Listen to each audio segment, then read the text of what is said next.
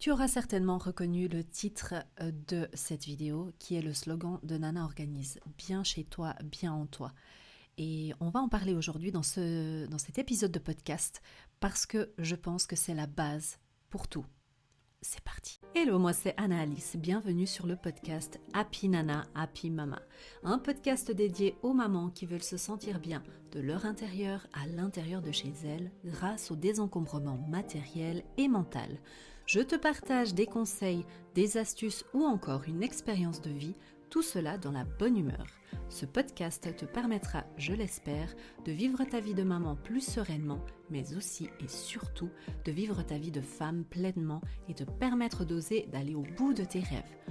Installe-toi confortablement, prends ta boisson préférée et c'est parti pour l'épisode du jour. Eh bien salut, bienvenue dans cet épisode de podcast. Aujourd'hui je me lance un petit peu sans filet, c'est-à-dire que de temps en temps j'aime bien ne pas préparer un script précis pour te parler d'un sujet qui me tient à cœur. Et là aujourd'hui c'est exactement ce que je vais faire.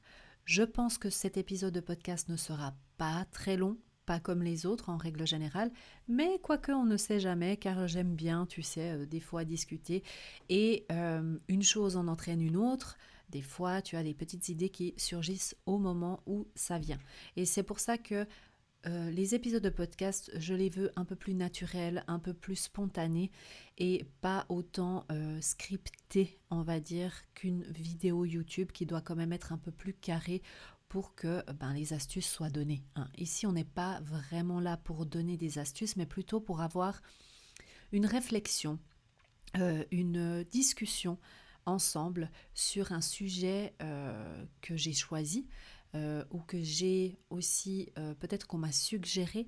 D'ailleurs, je passe le message ici et maintenant. Si tu as des envies de thèmes de podcast que tu aimerais que j'aborde, n'hésite pas à m'écrire sur mon email hello@nanaorganise.com. Je pourrai répondre à cet email du mieux que je peux. Je suis one woman show comme on dit, mais en tout cas ça me ferait vraiment plaisir en fait d'avoir ton opinion sur certaines thématiques qui pourraient te faire du bien et si tu as besoin d'avoir aussi mon point de vue là-dessus. Donc l'épisode d'aujourd'hui, comme je l'ai dit en intro de ce podcast, est vraiment le slogan de mon entreprise, de Nana Organise, c'est-à-dire bien chez toi, bien en toi. Déjà, je pense que je vais juste commencer par pourquoi est-ce que j'ai choisi ce slogan-là et pourquoi il me parle autant. Ça a été depuis le départ de Nana Organise. Je voulais trouver une phrase qui soit facilement ancrée dans les mémoires et qui résonne chez les gens.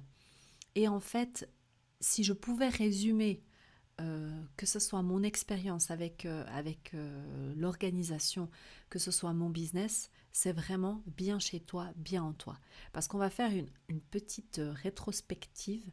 Euh, à l'époque, eh bien, j'étais jeune maman. Je venais d'avoir ma fille en 2015, elle est née en 2015, et puis je me suis vraiment sentie très fatiguée, très seule. J'étais à l'étranger, je vivais à l'étranger, mon mari voyageait énormément. Et puis, c'est sûr que j'avais pas la famille, mes amis étaient ici en Suisse, donc c'est vrai que avec un chamboulement pareil, que ce soit au niveau tout simplement hormonal, enfin voilà, c'est vraiment un chamboulement.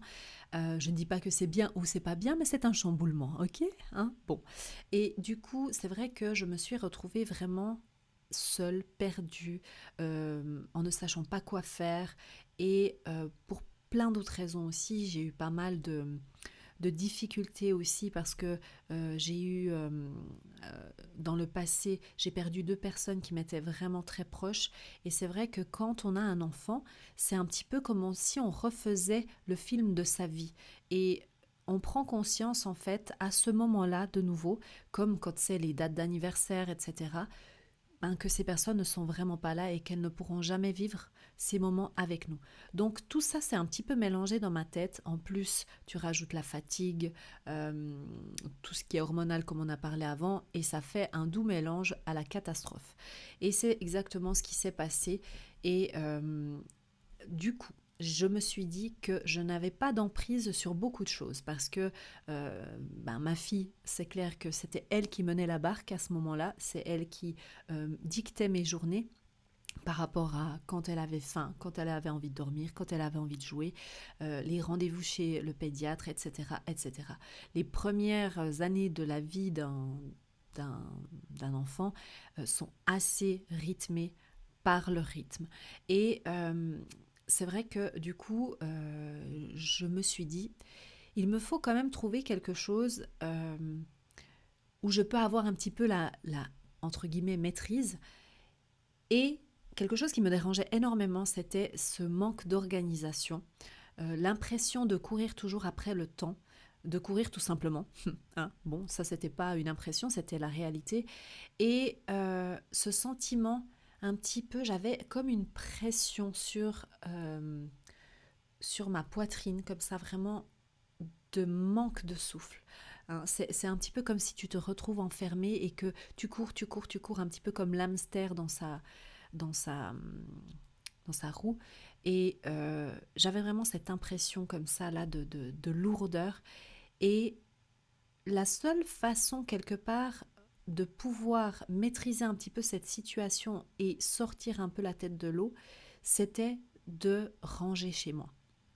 Parce que ça, j'avais encore un petit peu la maîtrise dessus. Alors bien entendu, pas autant que j'aurais voulu, parce que j'avais pas de temps vraiment disponible, mais à partir du moment où plus les mois sont passés, plus j'avais de sommeil, etc. Donc plus j'étais en forme, et bien sûr que ça a pris du temps. Et petit à petit, j'ai commencé à ranger, à organiser, et j'ai senti que je reprenais le contrôle de ma vie.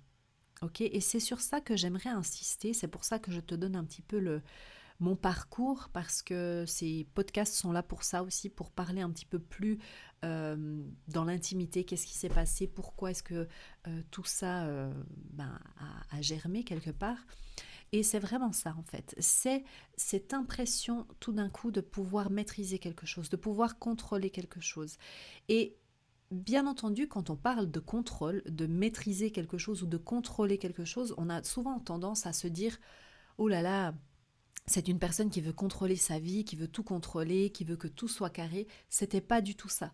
C'était juste dans cette vie un petit peu de complètement d'incertitude, on va dire, et de oui, avec en quelque sorte une petite routine qui s'était installée, mais pas vraiment. Eh bien, c'était cette façon que j'avais de pouvoir quand même me dire, c'est bon, tu sers quand même à quelque chose. Bien sûr qu'on sert à quelque chose, mais tu vois, hein, bon. Et tu y arrives. Tu vois, c'est un petit peu le truc, ouais, tu y arrives. Et voilà, et du coup, à partir de ce moment-là que j'ai commencé petit à petit à reprendre euh, la main sur ma vie, hein, parce que c'est vrai que le contrôle peut sembler vraiment négatif, comme je l'ai dit auparavant, mais c'est pas dans cette idée-là de contrôle, de tout gérer, de tout contrôler et d'être au-dessus de quelqu'un, c'est pas ça ou de quelque chose, c'est vraiment cette impression d'enfin gérer sa vie et réussir à accomplir quelque chose qu'on s'est fixé.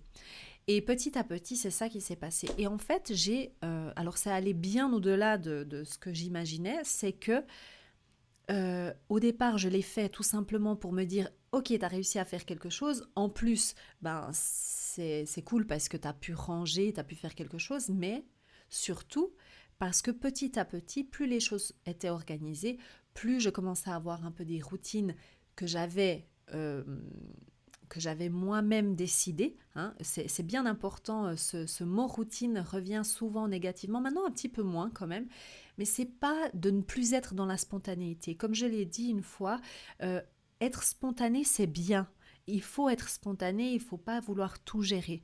Mais les routines me permettent justement d'être spontané. Et d'être spontané d'une manière plus maîtrisée, ok, mais si je ne programme rien, si je ne prévois rien et que je suis spontanée, après ça dépend de quoi on parle, hein, bien entendu. Si c'est une amie qui me propose d'aller au bord du lac, ok, hein, ça va. Mais ce que je veux dire, c'est d'être spontanée, par exemple, à la maison, de me dire, oh bah je vais faire le ménage peut-être ce jour-là ou peut-être ce jour-là, de ne rien programmer, de ne pas avoir de routine. Ben finalement, en fait, ça te stresse plus qu'autre chose. Donc il faut trouver la bonne balance. Et c'est vrai que là, à ce moment-là où les choses se sont mises en place, c'est là que j'ai senti que j'étais bien chez moi et qu'à partir du moment où j'ai commencé à être bien chez moi, j'ai pu travailler sur moi. Et vraiment, c'est dans cet ordre-là que ça s'est passé.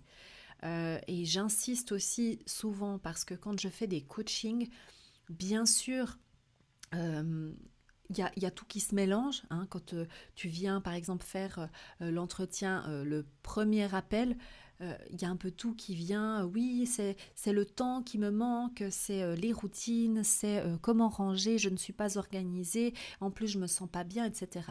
Oui, mais l'importance, c'est déjà de voir comment tu es chez toi. Parce que petit à petit, justement, où tu mettras on va prendre vraiment, on va faire imager pour que ça puisse te parler, c'est plus tu as tes petites boîtes qui sont rangées, que chaque objet est à sa place, plus tu avances en fait et tu gravis une marche. Il faut te dire qu'à chaque fois que tu organises quelque chose, que tu débarrasses quelque chose, c'est une marche que tu gravis à chaque fois. Et c'est vraiment cette sensation en fait de pouvoir être bien chez moi, d'avoir du plaisir de recevoir les gens parce que c'était rangé, c'était nettoyé. Oui, on va dire ce qui est parce qu'on a tendance aussi à se dire ah oui, mais je le fais pas pour les autres. Oui, ben non, tu le fais pas pour les autres, tu le fais pour toi, mais tu es quand même vachement contente en règle générale, je dis bien, quand ta maison est un minimum rangée et nettoyée. Donc ça me faisait vraiment du bien. Et euh, plus que ça, c'est que j'ai commencé à avoir du temps pour me consacrer à moi. Et c'est là aussi, en fait, que j'ai compris que, justement, comme on parlait avant de spontanéité, la spontanéité un petit peu organisée est vachement mieux parce que, en fait, tu sais exactement quand tu dois faire les choses, tu es beaucoup plus efficace parce que tu l'as déjà fait plusieurs fois et par conséquence, tu as plus de temps pour toi. Et qui dit plus de temps pour toi, ben dit penser à tes projets, penser aux choses qui te tiennent vraiment à cœur, que ce soit de travailler quelque part dans une association, de faire du bénévolat, peu importe en fait. Mais tu arrives enfin à prendre un peu de temps, rien que pour lire un livre. Et ça, vraiment, c'est ce qui a changé. Et ça peut te paraître des fois un petit peu détaché, toutes ces choses-là, mais non, c'est vraiment venu dans cet ordre-là. Et je ne pense pas, c'est même pas que je ne pense pas, je suis sûre que si je n'avais pas fait le travail dans cet ordre-là, je n'aurais jamais créé mon entreprise Nana Organise. Vraiment, parce que c'est à partir du moment où j'avais les idées claires, d'ailleurs en business on te parle souvent, hein, pour avancer, tu dois avoir des idées claires. À partir du moment où tu as des idées claires, tu arrives à avancer, tu arrives à faire les choses les unes après les autres, même s'il y a beaucoup de choses à faire. Mais c'est vrai que cette vision claire que j'avais, je l'ai obtenue uniquement parce que j'ai pu éclaircir aussi chez moi. Et concrètement, qu'est-ce que ça veut dire en pratique? Qu'est-ce que j'ai fait, tout simplement? Ce que j'ai mis en place, tout simplement, c'est au départ de réussir déjà à faire un minimum, un petit peu chaque jour. Et en fait, c'est ce que je te parle dans le guide gratuit que j'ai de cette checklist journalière. En fait, j'ai commencé à faire des petites tâches tous les jours comme laver mon linge, avoir mon lave-vaisselle qui est vidé et qui est rempli au fur et à mesure de la journée. J'ai commencé en fait à mettre, oui, des routines en place, mais surtout une structure, un ordre, quelque chose qui me correspondait à moi. Et par rapport à ton emploi du temps, c'est clair que ces choses-là, tu dois peut-être les séparer en plusieurs fois. Peut-être que tu préfères le faire le matin, peut-être que tu préfères le faire le soir ou que tu n'as pas le choix. Mais en tout cas, cette structure-là que j'ai pu mettre en place, de vraiment déjà me dire, OK, qu'est-ce qui doit être fait absolument au jour le jour. et j'ai noté. J'ai commencé à écrire tout simplement ce qui me semblait être essentiel. Et j'ai commencé à en faire une routine. J'ai testé, j'ai justement fait le matin, l'après-midi ou le soir, et aussi selon l'âge de mon enfant, parce qu'après elle a commencé à aller à la crèche, donc je savais que j'avais certains moments où j'étais toute seule, donc voilà, j'ai mis tout ça en place, et petit à petit, j'ai commencé à trouver une routine, et à la garder, et à l'adapter à chaque fois. Ça, c'est la première chose. La deuxième chose qui faisait partie aussi de cette routine, c'est que je me suis rendu compte que de ranger au fur et à mesure, alors ça peut paraître bête comme ça quand je le dis, ça peut paraître très logique pour certaines personnes, mais quand tu es dans un chaos total dans ta tête et chez toi, tu ne t'en rends pas compte parce que tu es tellement fatigué mentalement que tu n'arrives même pas à te rendre compte de ces choses-là. C'est que vraiment de ranger petit à petit, ça sera beaucoup plus facile que de ranger en une fois.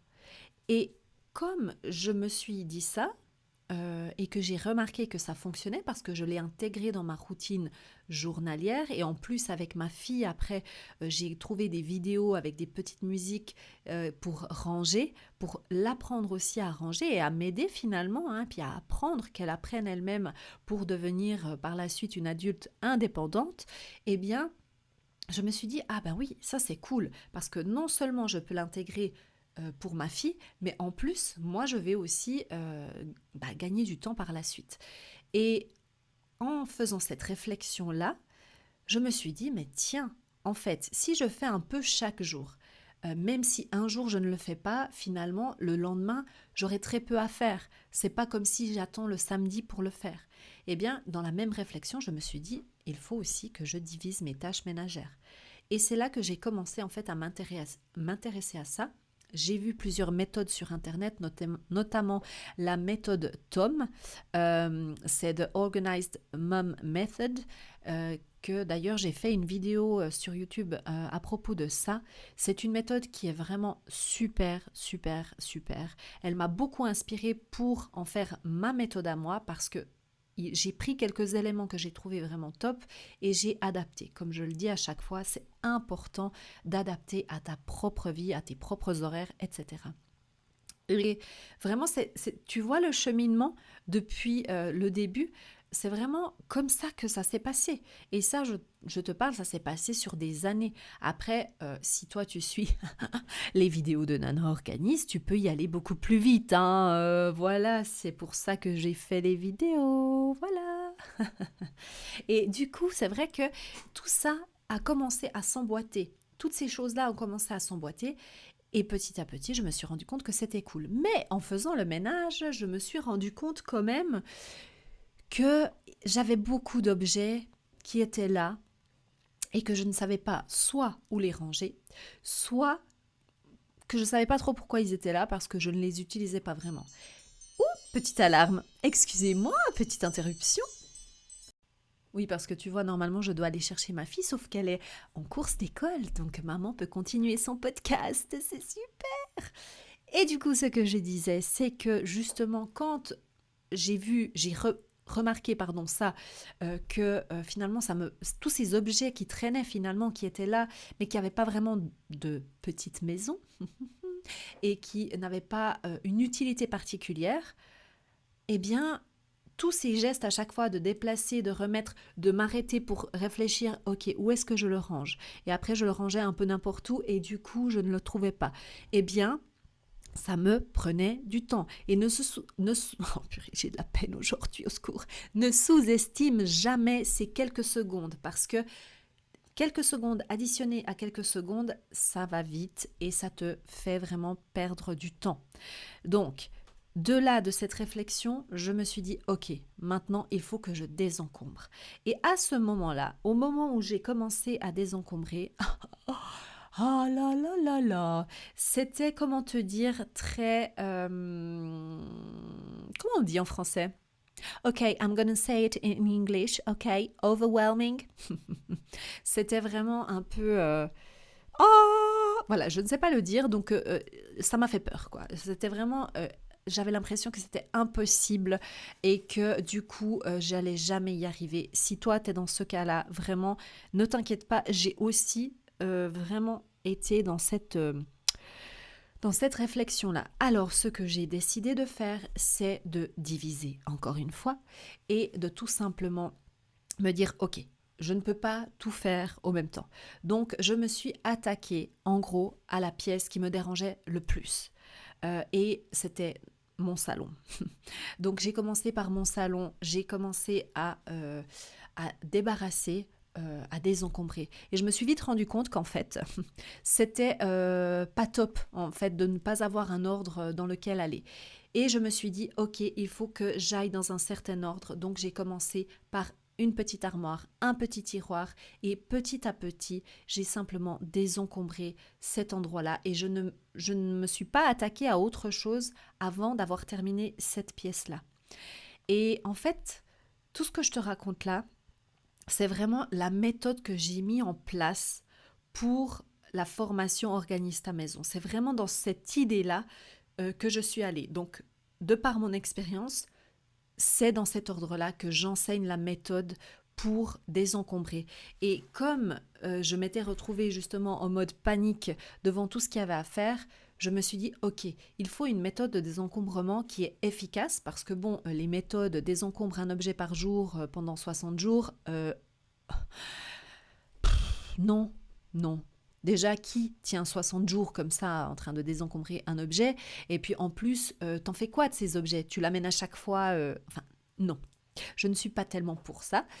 Donc vraiment, je me suis dit, ok, on va essayer de tout rassembler, toutes ces idées, et de les mettre, tac, de les emboîter, et ensuite de les faire en formation. Et c'est aussi à partir de là, de ce désencombrement, que forcément, c'était beaucoup plus rapide à nettoyer.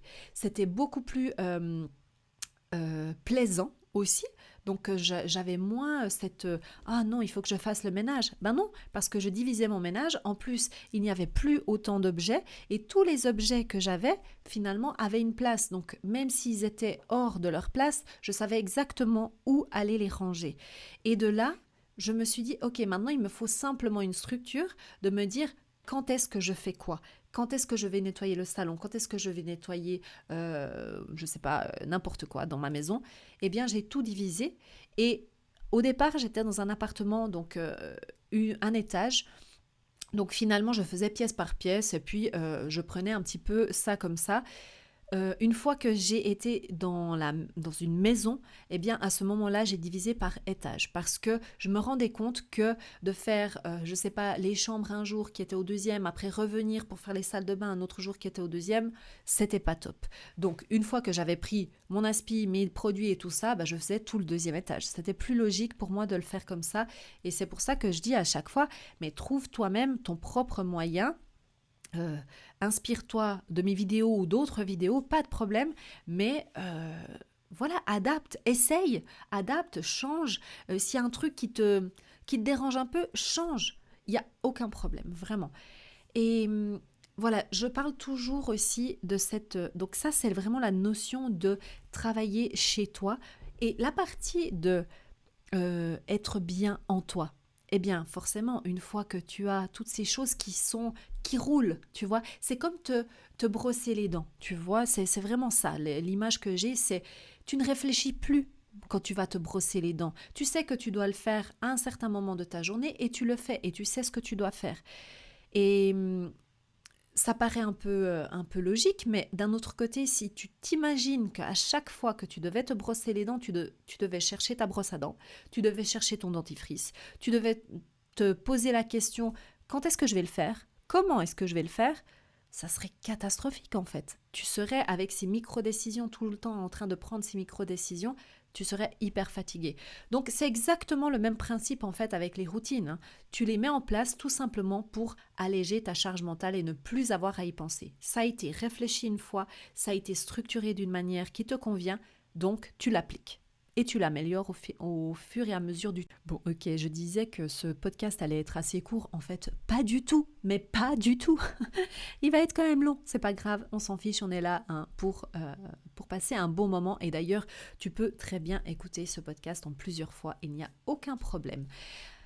Donc maintenant, par rapport à cette bien chez toi, ok, on l'a vu, bien en toi. Je dis toujours que c'est important d'être sa meilleure amie. Et c'est vraiment ce que je pense parce que avant, quand, avant d'avoir toute cette réflexion, on va dire, de bien chez toi, bien en toi, eh bien, je pensais réellement et sincèrement que le besoin de certaines personnes qui me sont chères, hein, alors pas de tout le monde, était prioritaire. C'est-à-dire surtout les besoins de ma fille. Alors on est bien d'accord, quand elle était bébé, elle avait besoin de moi. On ne parle pas de cette période-là, mais déjà en tant qu'enfant, que forcément je devais sacrifier mon temps pour ma fille, que même si j'avais pas envie de jouer avec elle, il fallait quand même que je joue avec elle, que même si j'avais pas envie de faire cette activité avec elle parce qu'en fait ça me saoule, parce que aller au parc de jeux tous les jours même pas de toute façon, mais tous les 2 jours, ça ne me plaisait pas, c'était chiant à mourir, et que je devais faire semblant de mettre le petit masque sur le visage pour faire « Oh, je suis une bonne maman et j'adore venir au parc avec mes enfants ». Il n'y a pas d'ailleurs Florence Foresti, il fait un sketch par rapport à ça? Ouais, je crois bien, je crois bien. Franchement, c'est exactement ça. Non, ça ne me plaisait pas. Et donc, je mettais un petit peu cet habit de maman, de je suis bien, tout va bien. Non, en fait, vraiment, j'en souffrais. Et avec toute cette réflexion, je me suis dit, non, maintenant il faut que je sois ma meilleure amie. Déjà chez moi, que je fasse les choses parce qu'elles ne vont pas se faire toutes seules, ça c'est sûr. Et aussi, surtout, que c'est moi d'abord avant tout le monde. Et je sais que pour certaines personnes, c'est difficile de comprendre ce concept. Mais reste avec moi, je t'explique. Quand tu es dans l'avion, les hôtesses de l'air te font donc les démonstrations de sécurité en vol. Et elles te disent vraiment que quand il y a un problème avec l'avion, qu'il y a des masques qui tombent. Avant de mettre le masque sur ton enfant, tu dois le mettre d'abord sur toi. Pourquoi ? Eh bien parce que si toi tu n'as plus d'oxygène, que tu t'intoxiques, tu ne pourras pas aider ton enfant, tu ne pourras pas lui mettre son masque. Donc, c'est pour ça qu'ils te disent, mets ton masque d'abord et ensuite applique-le sur ton enfant. Et cette image-là, vraiment, je trouve qu'elle représente parfaitement ce que j'essaye d'expliquer avec ça. Tu dois être ta priorité. Parce que si tu n'es pas ta priorité, tu ne seras la priorité de personne. Et vraiment, j'insiste là-dessus, tu dois être ta meilleure amie. Et c'est tout. C'est tout ce que je voulais dire par rapport à ça. Mais c'est vrai que, voilà, des fois, on se dit non, non, je dois vraiment tout donner pour mes enfants, ou pour mon mari, ou pour ma famille. Non, en fait, non. Tu fais de ton mieux, mais d'abord, avant qui que ce soit, est-ce que tu t'es déjà posé la question, est-ce que j'ai vraiment envie de faire ça?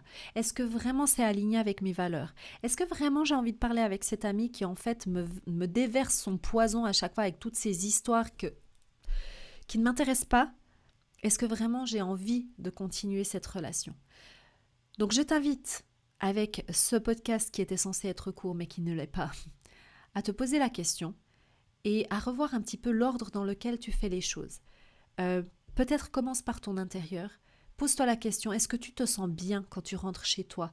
Est-ce que et c'est pas une question de décoration, hein. On est bien d'accord, ça n'a rien à voir avec la déco. Tu peux être quelqu'un qui aime avoir des choses avec plein de bibelots et tout ça. Et si toi, ça te convient, si c'est ça que tu aimes, c'est là l'essence du truc.